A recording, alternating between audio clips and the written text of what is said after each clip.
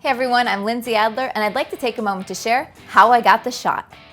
Today, I'll share what it took to create these two beauty images in my New York City studio. Striking fashion and beauty photographs do not happen on accident. It takes a great team, conceptualization, knowledge of gear, and much more, so let's take a look. The shoot began with the concept of creating an image with deeply saturated pinks and purples. The colors would be a mix of both beautifully applied makeup and colorful gelled lights on the face and background.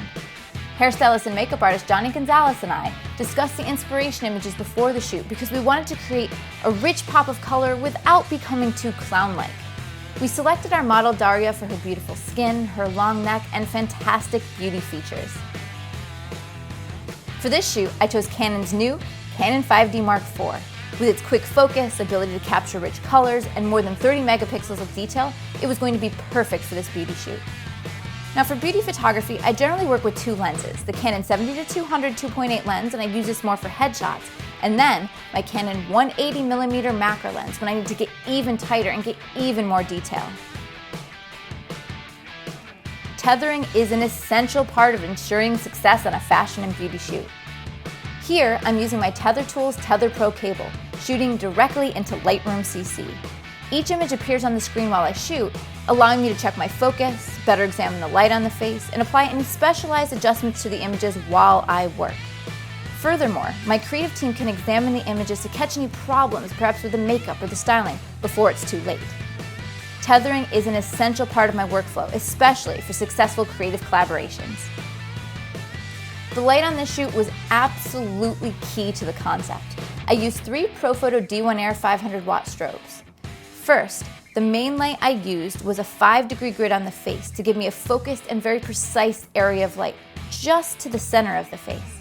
As the subject moved around, we continued to adjust the light to keep that ideal illumination.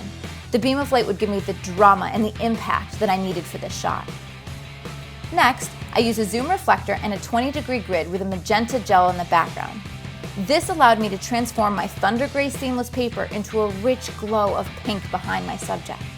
This background light helped me create the separation between my subject and the background, but it also contributed to the shoot's overall impact and color palette.